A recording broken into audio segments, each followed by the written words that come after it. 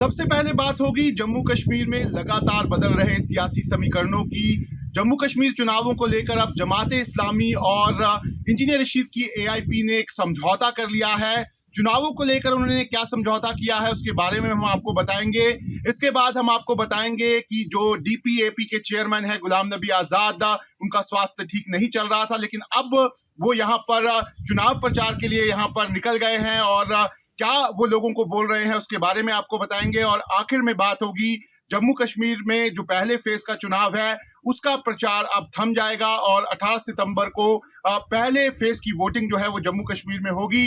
आप देख रहे हैं जमहूरियत की बात। आज इन्हीं सभी खबरों पे हम यहाँ पर बात करेंगे। सबसे पहले बात करेंगे जम्मू कश्मीर में लगातार बदल रहे सियासी समीकरणों की। दरअसल जम्मू कश्मीर में 10 साल के बाद विधानसभा चुनाव हो रहे हैं, लेकिन ये विधानसभा चुनाव जो हैं वो अपने आप में अलग हैं, क्योंकि इन चुनावों में कई ऐसी पार्टियां हैं जो सालों तक उन्होंने चुनाव नहीं लड़े हैं और वो इस बार चुनावी मैदान में यहाँ पर कूदी हैं। उसमें इंजीनियर रशीद की यहाँ पर एआईपी है और उसके साथ ही साथ यहाँ पर जमाते इस्लामी है। जमाते इस्लामी ने यहाँ पर 1987 से कोई चुनाव यहाँ पर नहीं लड़ा था, लेकिन अब वो यहाँ पर जो इंडिपेंडेंट कैंडिडेट्स हैं उनको यहाँ पर सपोर्ट कर रही है। फिलहाल उन पर जो बैन लगा है वो यहाँ पर लगातार जारी है, इसलिए वो अब बाहर से इन इंडिपेंडेंट कैंडिडेट्स को यहाँ पर सपोर्ट कर रहे हैं। लेकिन इसके साथ ही साथ जो अब खबर आ रही है उसके मुताबिक अब जो इंजीनियर रशीद की एआईपी है और जो जमाते इस्लामी है उनके बीच में यहाँ पर स्ट्रेटेजिक समझौता जो है वो यहाँ पर हो गया है और दोनों ही यहाँ पर जो पार्टियां हैं उन्होंने डिसाइड किया है कि अब वो एक दूसरे के जो कैंडिडेट अलग अलग जगह पर यहाँ पर खड़े हुए हैं उनको दोनों मिलकर यहाँ पर सपोर्ट जो है वो यहाँ पर करेंगे। ऐसे में अब ये जो स्ट्रेटेजिक समझौता हुआ है इसके होने से यहाँ पर राजनीतिक समीकरण बदलने की उम्मीद जो है यहाँ पर बताई जा रही है। साफ तौर पर बताया जा रहा है कि इसका फायदा सीधे तौर पर यहाँ पर इंजीनियर की रशीद की जो पार्टी है एआईपी उसको यहाँ पर हो सकता है। इंजीनियर रशीद की जो पार्टी है उसने 45 कैंडिडेट्स जो हैं वो इस समय यहाँ पर जम्मू कश्मीर चुनावों में यहाँ पर उतारे हैं और उनके ज्यादातर कैंडिडेट जो हैं वो यहाँ पर घाटी से चुनाव मैदान में यहाँ पर उतरे हैं।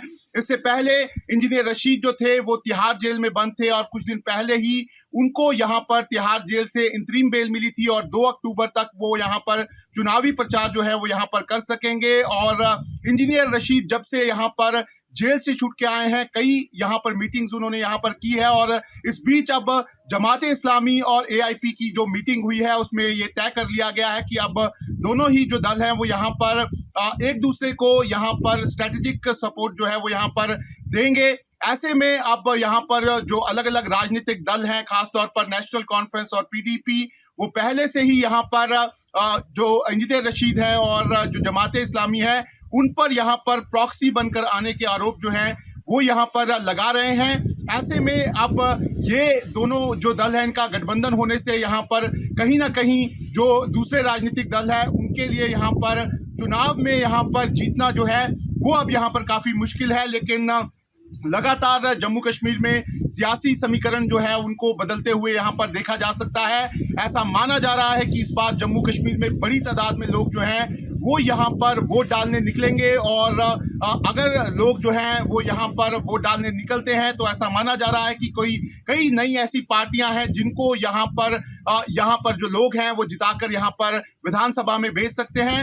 ऐसे में अब ये जो गठबंधन दोनों ही पार्टियों में यहाँ पर हुआ है उससे यहाँ पर एक बार फिर सियासी जो यहाँ पर बातें हैं वो शुरू हो गई हैं। लगातार आरोप लगाया जा रहा है यहाँ पर कि ये जो जमाते इस्लामी और साथ ही साथ इंजीनियर रशीद की पार्टी है ये एक पूरे सुनियोजित तरीके से सारी चीजों को यहाँ पर कर रही हैं। लेकिन फिलहाल के लिए दोनों जो ये जमाते इस्लामी और एआईपी हैं वो अब यहाँ पर चुनाव लड़ने के लिए तैयार हैं और ऐसा माना जा रहा है कि जो अब घाटी के अलग अलग एरिया हैं, चाहे वो नॉर्थ कश्मीर का एरिया है, साउथ कश्मीर का एरिया है या फिर सेंट्रल कश्मीर का एरिया है, वहां पर अब जो यहाँ पर मेन स्ट्रीम पार्टी है, चाहे वो नेशनल कॉन्फ्रेंस है, पीडीपी है या फिर कांग्रेस पार्टी है, उनके लिए अब इन चुनावों को यहाँ पर जीतना जो है वो यहाँ पर काफी मुश्किल है। अब बात करते हैं जम्मू कश्मीर के पूर्व मुख्यमंत्री और डीपीएपी के चेयरमैन गुलाम नबी आजाद की। दरअसल गुलाम नबी आजाद का स्वास्थ्य जो था वो यहाँ पर कुछ दिनों से ठीक नहीं चल रहा था और वो एम्स में भी अपना इलाज करा रहे थे। लेकिन साफ तौर पर जब चुनावों का यहाँ पर अनाउंसमेंट हुआ उसके बाद जो गुलाम नबी आजाद की पार्टी है डीपीएपी वो कहीं ना कहीं यहाँ पर दिख रही थी कि वो अपने कैंडिडेट्स जो हैं वो यहाँ पर चुनाव मैदान में नहीं उतार रही। लेकिन एकाएक कुछ दिनों के बाद गुलाम नबी आज़ाद की पार्टी ने अपने कई कैंडिडेट्स जो हैं उनको यहाँ पर अलग अलग जगह से चुनाव मैदान में यहाँ पर उतारा। लेकिन गुलाम नबी आज़ाद यहाँ से चुनावी प्रचार से और चुनावी सभाओं से बिल्कुल नदारत नजर आए, जिसके बाद यहाँ पर राजनीतिक दल जो है उन्होंने ये आरोप भी लगाया कि गुलाम नबी आज़ाद जो है वो अपनी पार्टी के जो यहाँ पर लोग हैं उनको अनाथों की तरह यहाँ पर छोड़कर चले गए हैं। ऐसे में अब एक बार फिर गुलाम नबी आज़ाद जो हैं वो चुनावी मैदान में यहाँ पर आए हैं और अब अपने जो उनके कैंडिडेट्स यहाँ पर अलग अलग जगहों पर हैं वहां पर उनका प्रचार उन्होंने शुरू किया है। जरूर गुलाम नबी आज़ाद जो हैं उनमें यहाँ पर एक तरह से बदलाव नजर आ रहा है। पहली बार देखा गया है कि गुलाम नबी आज़ाद ने यहाँ पर दाढ़ी जो है वो यहाँ पर रखी हुई है और कहीं ना कहीं वो थोड़े अस्त व्यस्त जो हैं वो यहाँ पर ज़रूर नजर आ रहे हैं। लेकिन गुलाम नबी आज़ाद ने अब यहाँ पर जो खास तौर पर चिनाब वैली है वहाँ पर अपने जो उम्मीदवार हैं उनका चुनावी प्रचार यहाँ पर शुरू किया है। और बताएं हम तो गुलाम नबी आज़ाद का साफ तौर पर यहाँ पर कहना है कि जिस तरीके से यहाँ पर चुनाव हो रहे हैं वो कहीं ना कहीं यहाँ के लोगों के लिए एक अच्छा यहाँ पर मैसेज लेकर सामने आए हैं। लेकिन ज़रूर गुलाम नबी आज़ाद ने कहा है कि जितने भी दल हैं वो यहाँ पर लोगों को इमोशन के आधार पर यहाँ पर चुनाव में लड़ रहे हैं। लेकिन अगर जम्मू कश्मीर की बात करें तो उनका कहना है कि यहाँ पर बेरोज़गारी, महंगाई और साथ ही साथ डेवलपमेंट जो है वो यहाँ पर मेन मुद्दे हैं। उसके साथ ही साथ जो जम्मू कश्मीर में स्टेटहुड को वापस लाना है वो भी कहीं ना कहीं एक मुख्य मुद्दा जो है वो जम्मू कश्मीर में यहाँ पर है। लेकिन बावजूद इसके अलग अलग पार्टियाँ जो हैं वो यहाँ पर अलग अलग मुद्दे लेकर यहाँ पर आई है। लेकिन गुलाम नबी आज़ाद जो हैं उन्होंने यहाँ पर जो लोग उनको लगातार यहाँ पर जब उनका स्वास्थ्य खराब था उनको टारगेट कर रहे थे उनको कहीं ना कहीं यहाँ पर मैसेज दिया है। उनका साफ तौर पर कहना है कि जब वो चुनाव मैदान में यहाँ पर नहीं आए थे तब उनके खिलाफ इस तरह की बातें यहाँ पर हो रही थी और अब वो जब चुनाव मैदान में यहाँ पर आ गए हैं, प्रचार कर रहे हैं, तब भी उन्हें लोग ये कह रहे हैं कि आखिर अब वो चुनाव प्रचार में यहाँ पर क्यों आ गए हैं। ऐसे में गुलाम नबी आज़ाद जो है उन्होंने अब यहाँ पर अपनी सभी बातें जो हैं यहाँ पर उनको क्लियर किया है। आप भी उनकी जो हमने उनसे बात की है उसे आप यहाँ पर सुन सकते हैं। सर, आज हम देख रहे हैं कि बड़ी तादाद में लोग आए हैं, लेकिन सारे इंतजार कर रहे थे आपका कि आज़ाद साहब कब आएंगे यहाँ पर। इसीलिए तो मैं आ गया क्योंकि यहाँ के लोग खास करके चुनाव वैली वाले सब हिंदू मुसलमान मस्जिदों में, मंदिरों में दुआएं करते थे और मुझे वीडियो वहीं मिलते थे और वो सब दुआओं में ये कहते अल्लाह उनको फिर एक दफ़ा उनका चेहरा दिखा। इसलिए मैं थोड़ा भी ठीक हो गया तो यहाँ आ गया। लेकिन आपके खिलाफ आपके जो ओपोनेंट्स हैं बहुत सारी बातें उन्होंने कही आज़ाद साहब लास्ट मोमेंट पे गायब हो गए, कहीं ना कहीं अपने कैंडिडेट्स को अनाथ छोड़ के चला गए। अब वो क्या जाने, उनकी कुछ साथियों को खुदा न करे वो बीमार हो जाएं, मैं तो वहाँ पहुँचूँगा तीमारदारी के लिए। उन्होंने तो इसको मेरे खिलाफ इस्तेमाल कर दें और जब मैं आया हूँ अब तकलीफ़ थी, मैं बीमार हो गया तो तकलीफ़ हुई, इनको हुई, अब मैं घूम रहा अब वो ज़्यादा तकलीफ़ हुई। अब वो सोचते हैं वो तकलीफ़ अच्छी थी कि ये तकलीफ़ अच्छी। लेकिन आज़ाद साहब इस बार बहुत इंटरेस्टिंग लग रहा है, कश्मीर में भी हम देख रहे हैं कि AIP ने एंट्री की है, नेशनल कॉन्फ्रेंस और PDP काफ़ी डरी हुई लग रही है वहाँ पे। आपको कैसे समीकरण नज़र आ रहे हैं? सबको अपना अपनी बात कहने का हक है। मैं किसी भी पार्टी का विरोध नहीं करता, मुखालफत नहीं करता हूँ। जमहूरियत है ही, जमहूरी में हर आदमी को इलेक्शन लड़ने का हक है और इलेक्शन कमीशन हर जगह मुल्क में इजाज़त देती है, यहाँ भी दे रही है। कुछ पार्टीज़ को बड़ी तकलीफ़ हो रही है कि ये क्यों इलेक्शन लड़ रहे चाहे। कुछ पार्टियाँ सोचती हैं कि खाली वही इलेक्शन लड़ने चाहे थे, उन लोगों को मुझे कोई तकलीफ़ नहीं हो। आखिरी समय पे मैंने देखा कई लिस्ट आपकी निकली विधायकों की जो चुनाव लड़ रहे हैं इस बार, कई निकले, तो क्या लग रहा है आपको, क्यों आज़ाद साहब की पार्टी को वोट देंगे जम्मू कश्मीर की जनता?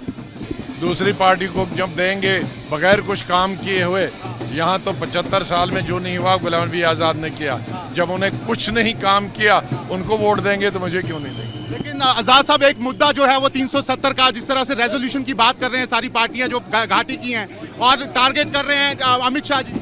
मैंने फारूक साहब को बताया, फारूक साहब ने खुद बताया 100 साल नहीं आएगी, उसके बाद चैप्टर क्लोज हो गया, मैं कुछ नहीं कहा। क्या लग रहा है आपको इस समय क्या मुद्दे हैं जम्मू कश्मीर के जो बड़े मुद्दे हैं जिनको लेकर लोग वोट डालेंगे? जो सबसे बड़ा मुद्दा है उस पर कोई लीडर बात नहीं करता, वो सिर्फ जज्बाती मुद्दे सब पकड़ते हैं। इस रियासत में अगर कोई मुद्दा है नौजवानों की बेकारी और बेरोजगारी, वो सबसे मुद्दा है। देहात में क्या हुआ भाई अब? अरे कहाँ जाएं? तो क्यों हंस क्या शो? आखिरी सवाल सर आपसे, आखिरी सवाल है मेरा। बेरोजगारी खत्म करने के लिए और काम देने के लिए कोई भी बात नहीं कर रहा। मेरा सबसे मुद्दा वही था, और उस मुद्दे के बाद बड़ा मुद्दा है डेवलपमेंट, और स्टेटहुड बड़ा मुद्दा है।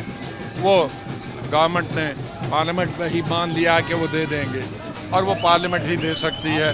हमारे हक में कोई, मैं भी हूँ तो मेरे हाथ में कुछ नहीं है, वो पार्लियामेंट में। आखिरी सवाल है मेरा कि जिस तरह से प्रॉक्सीज की बात हो रही है कि बीजेपी ने प्रॉक्सीज को खड़ा किया चुनाव जीतने के लिए, आप पे भी आरोप लगाते हैं सब लोग। वो जो आरोप लगाते हैं वो वहाँ मंत्री रह चुके हैं, मुख्यमंत्री रह चुके हैं। हम न मंत्री रह चुके हैं, न एमपी रह चुके हैं, न एमएलए रह चुके हैं।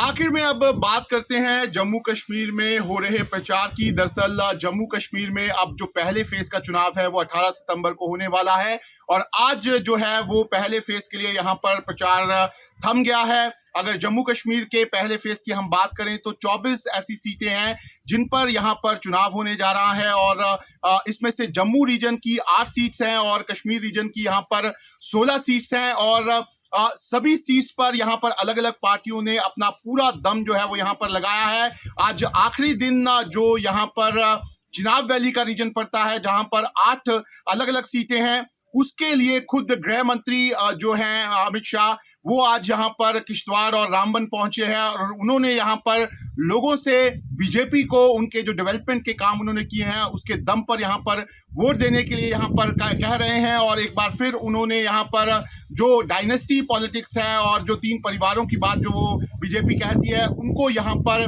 टारगेट किया है। ऐसे में आप जो पहले फेज का चुनाव है उसके लिए अब सभी राजनीतिक दल जो हैं वो आज अपने प्रचार को उन्होंने यहाँ पे थमा दिया है, लेकिन अभी भी जो राजनीतिक दल हैं वो डोर टू डोर अब लोगों के पास यहाँ पर जाएंगे और वोट की अपील जो है वो यहाँ पर करेंगे। आज जितने भी यहाँ पर राजनीतिक दल हैं उन्होंने कई बड़े रोड शोज जो हैं वो यहाँ पर किए हैं। साथ ही साथ लोगों से उन्होंने ये कहा है कि वो बढ़ चढ़कर यहाँ पर चुनावों में वोट जो है वो यहाँ पर डालें। ऐसे में अब जम्मू कश्मीर के जो ये चुनाव हो रहे हैं उसका आगाज जो है वो 18 सितंबर को यहाँ पर होने जा रहा है। सुरक्षा के लिहाज से सभी तैयारियां जो हैं वो जम्मू कश्मीर में कर ली गई हैं। खास तौर पर जो जम्मू रीजन का चिनाब वैली का एरिया है, जहां पे किश्तवाड़, डोडा और साथ ही साथ भद्रवाह का एरिया पड़ता है, वहां पर पिछले कुछ दिनों में कई आतंकी हमले जो हैं वो यहाँ पर हो चुके हैं। ऐसे में यहाँ पर बड़ी तादाद में सेना, पैरामिलिट्री फोर्स और पुलिस की तैनाती है, और कोशिश यही है कि जो यहाँ के दूर दराज के भी इलाके हैं वहां पर वोटिंग जो है वो यहाँ पर शांतिपूर्ण तरीके से हो, और यहाँ के जितने लोग हैं वो यहाँ पर वोट डाल सकें और अपने नुमाइंदों को यहाँ पर चुन सकें। हमें यकीन है कि आपको हमारा कार्यक्रम जमहूरियत की बात पसंद आया होगा। अपनी राय कमेंट बॉक्स में जरूर दें। न्यूज नेशन अब व्हाट्सएप पर खबरों के ताजा अपडेट के लिए न्यूज नेशन के इस QR कोड को स्कैन करें।